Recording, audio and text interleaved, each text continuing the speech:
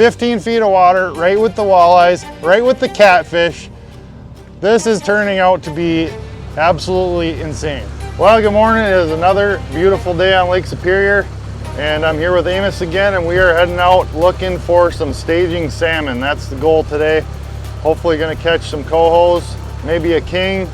That's gonna be our main target, and we'll see how that goes. We might end up chasing some walleyes too a little bit later, but it's late August and the salmon are definitely getting ready to run up the river, so we're gonna be fishing kind of off a couple river mouths and just setting up a troll, trying to figure out what depth they're at, and hopefully we come back with some salmon. So we gotta make a little 5-10 mile run here, and we're gonna get some lines in.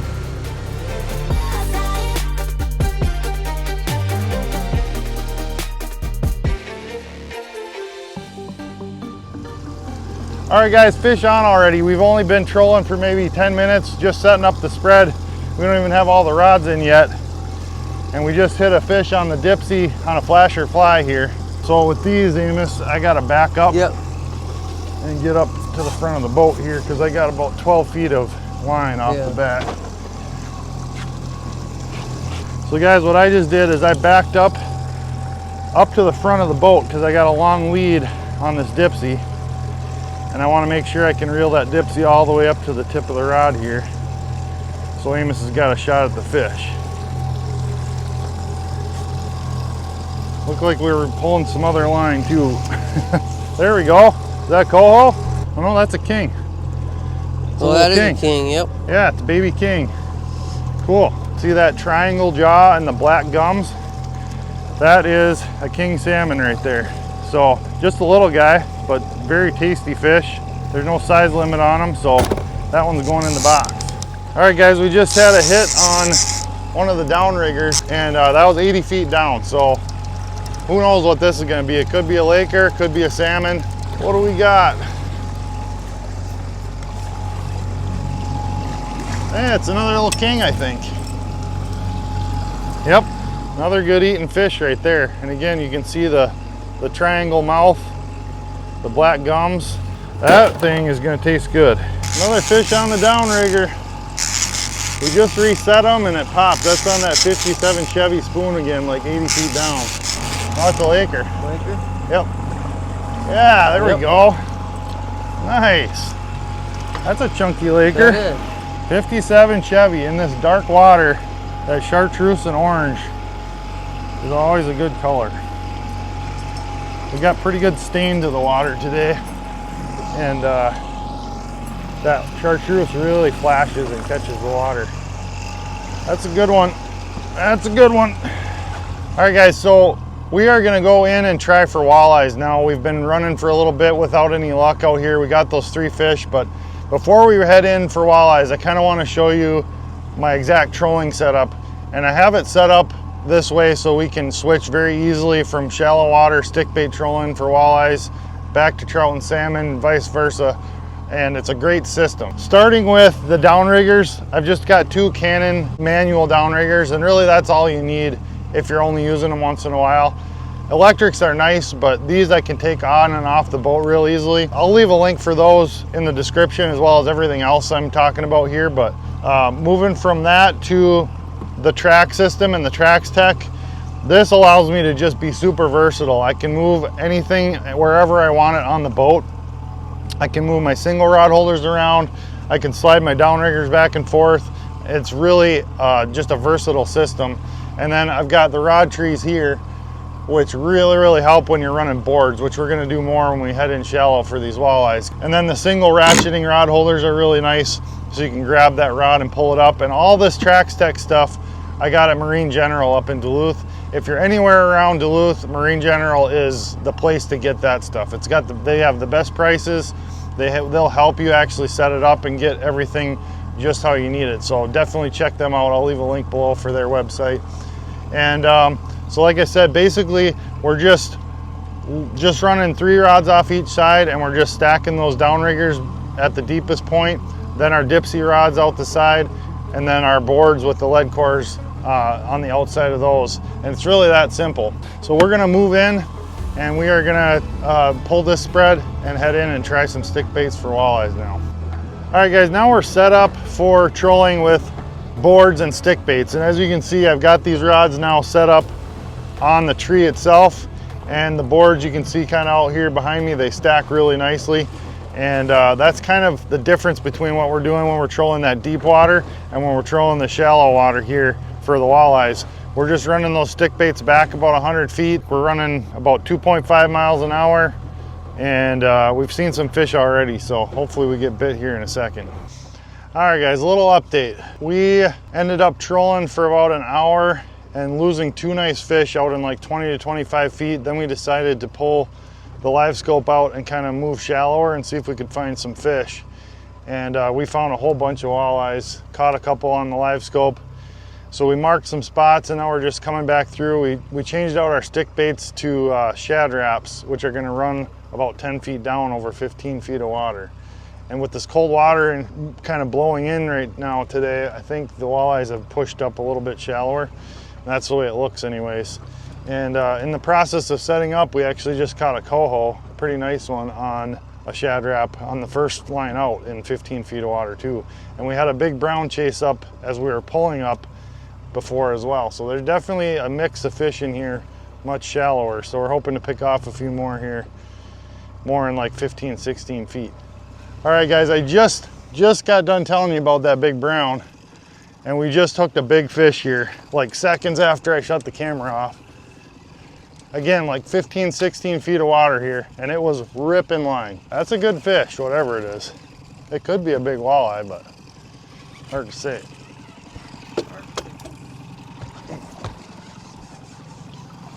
Yeah, it's a good fish. Oh, he's right here. He's right here. Big catfish. What? Get out of here. Come on. Come on. No way. Dude. That's ridiculous. That's ridiculous. What in the world? This is the craziest mixed bag I've ever seen. Officially, right now. As of right now. Look at this catfish, guys. We're in Lake Superior, miles from any river or anything. I'm literally like 20 miles from the nearest river where a cat would be. And there he is. So now we've got kings, we've got cohos, we missed a brown, we got walleyes, and now we got catfish. Everything from the warmest water to the coldest water, all right here. Pretty nuts. Well, I would say that is the strangest catch I've ever had in this part of Lake Superior for sure. It's not so much catching a catfish trolling that's the weird part, it's where we caught it. Like we are just in the middle of Lake Superior, just out there away from anywhere you would ever expect a cat to be. Oh, we popped a board, fish on, fish on. What is it gonna be this time? Oh, it's big. It's not little. No, it's a nice fish. It felt like the way it was fighting, it felt like a salmon again. I don't know if it is, but. Oh, it's big. He's still on, he's just swimming at me. It's big. Whatever it is, it's big. Oh, the board's diving. Oh, wow. That was a big splash. Holy crap. Oh, big fish. Might be a king, might be a king. Might be a king. I think it's a king. Oh man, we might have to clear those. Guys, this is absolutely nuts. We literally just caught that catfish and now we have a big king hooked up in the same spot.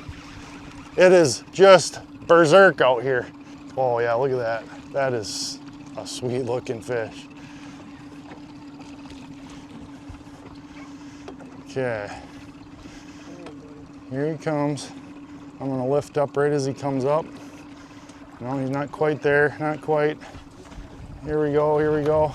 Oh yeah, look at that king. Woo! Whoa, yeah, buddy. Oh, that's awesome. Look at that fish, you guys. That is at least 10, probably 12-pound king salmon right there. 15 feet of water, right with the walleyes, right with the catfish. This is turning out to be absolutely insane. All right, we're gonna get him in the live well and keep fishing for who knows what next. Amos has the first trolling walleye of the day. We've caught everything else except walleyes, and here we go. That's a nice one. Good eater. Here, I'll get the net. There we go.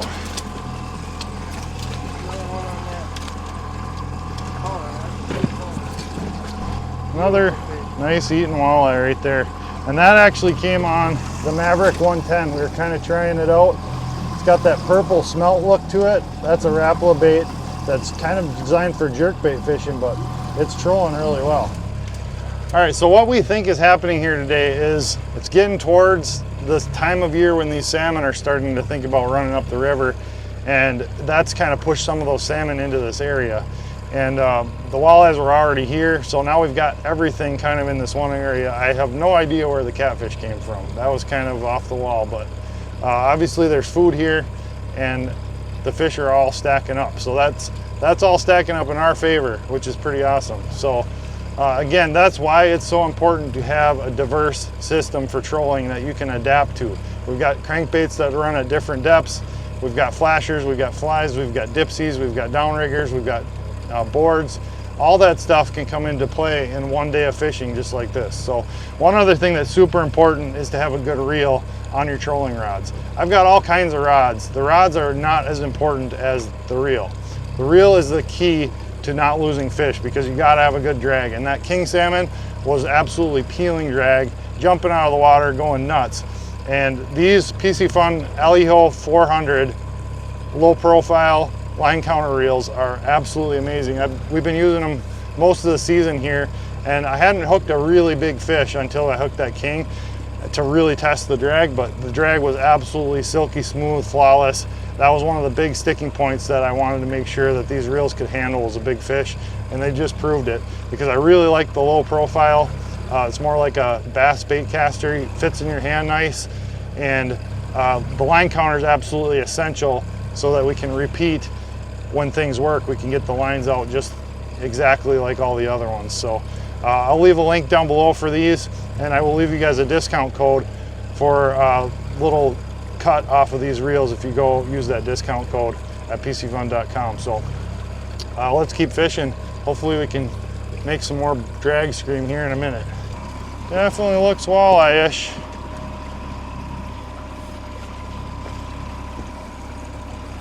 There we go. Nice. Came off in the net again. Perfect.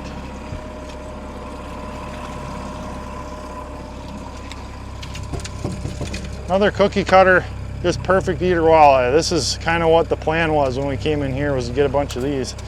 And now we're starting to pick them off, so the old ice box is getting full. All right guys, I just wanted to do a quick rundown on the stick baits and the crankbaits that we're using here in shallower. So like I said, we came in here with the deep husky jerks and the gold miner 30s, fishing out deeper, but those are gonna dig into the bottom way too much once you move into like 15 feet of water.